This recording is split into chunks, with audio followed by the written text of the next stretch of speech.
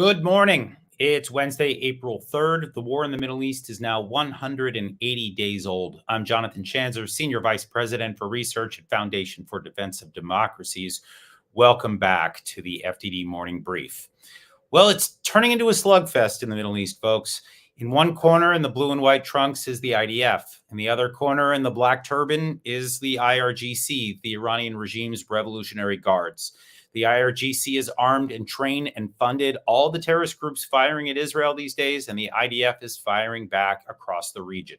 We never lose sight of that wider war here at the FDD Morning Brief, and that wider war starts and ends with the Islamic Republic of Iran. And speaking of Iran, our guest this morning will be Jason Brodsky. Jason is Policy Director at UANI, United Against Nuclear Iran. He's also a non-resident scholar at the Middle East Institute. Jason will be joining us live in just a few minutes. The Israelis made a terrible mistake this week. For reasons still unclear, but are currently still under investigation, the IDF carried out a strike that killed 7 aid workers from World Central Kitchen. The NGO, led by famed chef Jose Andres, has been delivering food to war zones for more than a decade. With UN organizations like UNRWA now exposed as terrorists and frauds, initiatives like World Central Kitchen are vital. The headlines about Israel right now are predictable. The criticism is blistering, and deservedly so, but there's more to say. The pro-Hamas and pro-Iran echo chamber says that Israel did this intentionally. This is simply blood libel. Amidst well-documented efforts by Hamas to divert aid and food from reaching Gazans, Israel has consistently kept the aid coming in. And then there's this. For the last 6 months, our mainstream media has blamed Israel for a long list of things it didn't do. A mistake like this was the last thing that Israel needed. The incident has already complicated Israel's objectives, namely to win the war against Hamas while steering Gaza toward a more stable future. Mistakes happen in war. That's not the exception. That's the rule. The fog of war never entirely lifts on an active battlefield, and Gaza, with 2.5 million people in an area the size of Washington, D.C., is a complicated battlefield. It's even more complicated when Hamas regularly uses civilian vehicles for military purposes. The American military had its fair share of errant strikes in Iraq and Afghanistan, and the lessons learned apply here. When terrible news occurs, it's a mistake to try and justify it. Acknowledging mistakes is about all a professional military can do, and then just make sure it doesn't happen again. Now for your headlines. Headline 1, the Israelis struck a top Iranian military official in Syria on Monday. Mohammad Reza Zahidi was his name, and he was the top commander for the Islamic Revolutionary Guards in Lebanon and Syria. He was reportedly meeting with Shiite militias in a building next to the Iranian embassy in Damascus when he met his fate. Iran's supreme leader lashed out at Israel on Twitter yesterday. He vowed to strike back at Israel in retribution, but I have to say, such threats ring hollow to me. The Iranian regime has already armed, funded, and trained every one of the actors currently fighting Israel and the United States across the Middle East right now. What is Khamenei going to do? Order one of those proxies to fire yet another rocket or another drone at Israel? Yawn. Been there and done that for 6 months and counting. Headline 2, Fitch, the financial rating company, has removed the, quote, watch negative, end quote, rating it placed on Israel. Israel has an A+ rating, but Fitch still warns of a negative outlook given the harsh economic demands of the war. Just so we're on the same page here, this war has so far cost Israel an estimated 24.7 billion shekels. That's $6.6 billion. That covers the cost of running the war, activating the reserves, and providing social services to the population. The estimated cost through 2025 for Israel is a whopping 215 billion shekels, or $58 billion. As a former economic warrior, I have to wonder, is Iran deliberately waging an economic war against Israel here? It's fair to ask. The Houthis blocking the Red Sea traffic is driving up inflation, and every Iron Dome interceptor runs somewhere around $50,000. The longer this thing drags on, the more the economic challenges will mount. Sure, I know that there are bright spots like Israel's high-tech sector, but every war has a price tag, and this one ain't cheap. Headline 3, an Israeli shepherd was attacked and beaten by 8 Arabs in the West Bank yesterday. I continue to watch the West Bank. It's Ramadan, and the Israelis have a huge amount of forces operating in this territory. Raids and arrests of terrorists happen every day. Tensions remain high. And as I've noted before on this program, the Iranian invention known as Al-Quds Day is this Friday. This is a day deliberately intended to spark conflict between Palestinians and Israelis. And then there's this. We've all been watching the State Department issue round after round of sanctions against violent Israeli settlers. I have not seen similar measures taken against violent Palestinian actors in the West Bank. Heck, I haven't even seen a condemnation by the State Department spokesperson. Gosh, I wonder why. I'm now pleased to introduce Jason Brodsky from United Against Nuclear Iran. Jason had to reschedule with us last week to attend the funeral of Senator Joseph Lieberman. We're thrilled he's come back today to try again, and he's a truly informative social media feed filled with the crimes of the Islamic Republic, among other things. He joins us live today on the FDD Morning Brief. Welcome, Jason Brodsky. Thanks, Jonathan. It's great to be with you. Great to have you. Okay, let's start with last week. I understand that you and Senator Lieberman were close. If you would, just tell us a little bit about your relationship. Sure. Senator Lieberman was the chairman of United Against Nuclear Iran, my organization, and I had the high honor of being able to work very closely with him. I traveled with him. I wrote for him, and he was, as we say, a true mensch. There were really, and continue to be, too few people like him in American politics. He cared about the person behind the position, from staff member to world leader. And I think that is reflective of his character, especially on the staff level. He was a mentor. He liked to nurture people's professional growth. So I'm going to miss him terribly. Well, I'm deeply sorry for your loss. And I have to say, he was a great American. We will all miss him. Let's turn to the current headlines. I want to talk to you about Israel's strike that killed Mohammad Reza Zahidi in Syria. He was the most senior IRGC figure to be killed by Israel since this war began. In your estimation, what are the implications, and what do you think the likely Iranian response is going to be? They're threatening quite a bit. Do you think they're going to follow through? Well, I think we have to step back and look at who Mohammad Reza Zahedi was. He was the head of Department 2000 of the Quds Force, which is in charge of operations in the Levant. He had years-long relationship, and a very close one indeed, with Hezbollah's Secretary General Hassan Nasrallah. There was a piece of reporting that came out yesterday for the first time that revealed Zahedi was actually a member of Hezbollah's Shura Council and Jihad Council. And so he had a very close touch points with Hezbollah and Syria and the militias there. And so I think his loss will be felt by the Islamic Republic.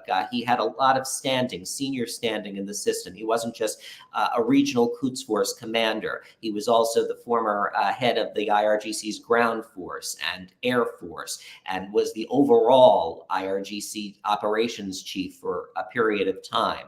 So this is a loss of experience. It's a loss of relationships. It's a loss of networks when you take someone like him off the field. And coupled with his absence is the death of his deputy, Mohammad Haji Rahmani, who was the deputy coordinator of the IRGC's Quds Force for a period of time, the number 3 position in the Quds Force. And so that is taking off a considerable level of knowledge and experience and manpower and know-how from the Quds Force's Levant operations division. And so this will be a considerable loss for the Islamic Republic.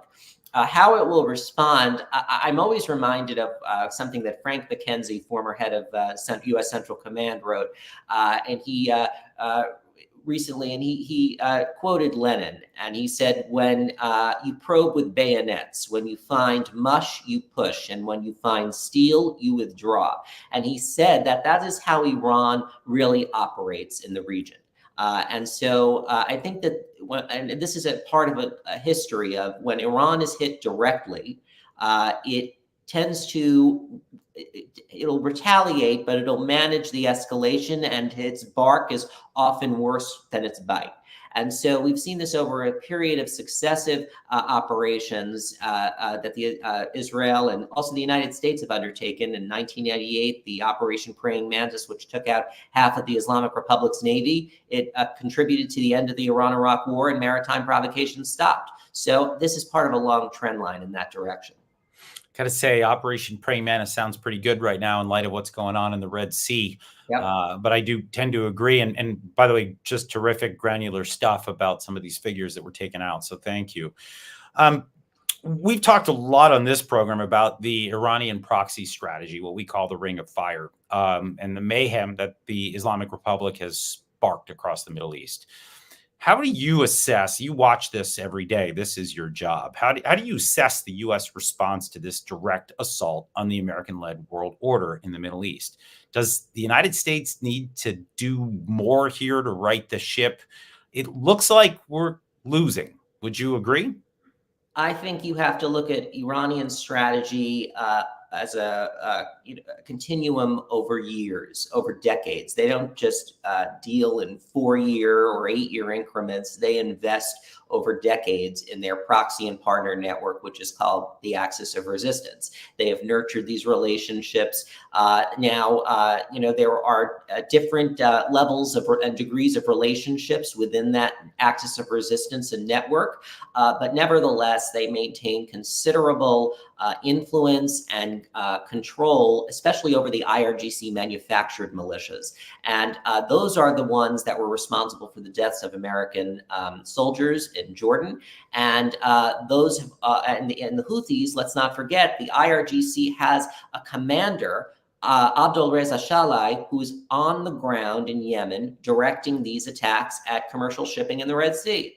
So the U.S. response has been halting, episodic, and not consistent. And I think that it has been underwhelming, really. We are holding the symptoms of the problem accountable, the Houthis, the Iraqi militias, but we are not going to the source of the problem, and that is Iran and the IRGC. And that, in my view, if you want to know one of the core weaknesses of U.S. strategy on Iran over Republican and Democratic administrations, it has been our inability to find the right address, which is in Tehran, and as opposed to these regional proxy militias. They have never been made to feel pain, and I shouldn't say never, they've rarely been made to feel pain, and unless and until you start striking at the source of the problem, you are going to continue to have the Iranian leadership form a cost-benefit analysis where the benefits of undertaking these operations outweigh the costs, which are non-existent. Well, here's hoping we start to turn things around. That I tend to agree. I know you've been tracking the recent stabbing attack on the Iran International television journalist Pouria Zarati. If you would, tell us a little bit about this television station. I don't think we've talked about it here on the FDD Morning Brief. And then perhaps tell us a little bit about how you see the implications of this troubling attack. Well, I think that it's important for your viewers to know that, as you know, Jonathan, the Islamic Republic engages in significant transnational repression. And it has targeted for assassination and kidnapping individuals such as Iranian dissidents and former U.S. government officials, like a former U.S. National Security Advisor, a former U.S. Secretary of State, a former Secretary of Defense, and the former head of U.S. Central Command, for harm in the United States. That doesn't make the headlines every day, but this is a fact and this is a reality. And plots right now, as we speak, are ongoing, but they're being thwarted thanks to the heroic efforts of U.S. law enforcement. Iran International TV is the most popular television station in Iran. It is watched by Iranians more than state TV, and it has been seen as a source of information and perspective for the Iranian people in a context where the regime tightly controls their access to information, and the regime views Iran International as a threat. And so that is why it has targeted multiple journalists who work at Iran International for harm. Sadly, Pouria Zarati, who's a friend, was stabbed last Friday outside his home in London. And the assailants fled very quickly after the attack to Heathrow Airport, and they were able to get out of the country. And so the Islamic Republic has a long history of employing criminal gangs to undertake this kind of transnational repression. And so that's the angle and the motive that investigators in the UK are likely eyeing in this case. And just to be clear, Iran International is Saudi funded? Well, it's funded by private donors, so that's what they say, and this is. But I think that Iran. What's important with Iran International is that the context is we have a situation where the response from the U.S. government and the UK have been underwhelming. Really, in this situation, these cases are handled as law enforcement matters, but there is no policy response. So what we'll see is a strongly worded press statement from world leaders, a few piecemeal sanctions of individuals who have no assets in the UK and elsewhere, and potentially an indictment in the case, and then the situation goes away. But there is no policy consequence that the US and the UK and its allies around Europe, and this is happening all across Europe as well, not just the UK, have imposed on. There has been no costs on a policy level for the Islamic Republic, and that has to change in order to deter these attacks. Yeah, I agree. I mean, the legalistic approach is not going to deter anything, and I've got 100% agree with you there. Last question for you before we let you go, and I got to ask you this. I mean, you've been watching Iran for a long time. That's your job. What do you think the broader Iranian strategy is? I mean, do you think they're fighting a long war against Israel and the goal is just to drag this out, make an economic war, a sort of a slow bruising battle that goes on for months? Or is this a distraction from the nuclear progress that the regime is making? Is there a dual strategy that's being pursued in parallel? I mean, how do you unpack this? I think it's both. I think the Iranian system, as I mentioned before, is continuing its long-term effort to encircle Israel in a ring of fire. And its intent is to make it unlivable there. And I think that it sees itself as succeeding in the displacement that's happened in the north, and obviously what happened on October 7th with Gaza. So that situation is how the Iranians perceive what's happening. And so that's part of the strategy. But the second part of the strategy is they want to deflect attention from advances that they continue to make in their nuclear program. Now, that doesn't mean that they're currently going to race to enrich to 90% uranium, which is a weapons grade, but they are hardening their sites. They are developing knowledge through advanced centrifuges, and that is just expanding the contours of the program at a time when the world and the international community is distracted. So I think it's a little of both. Tend to agree. FDD's Mark Dubowitz has been saying that for months, and Cliff May just had a terrific piece in the Washington Times talking about that as well. So I tend to agree across the board.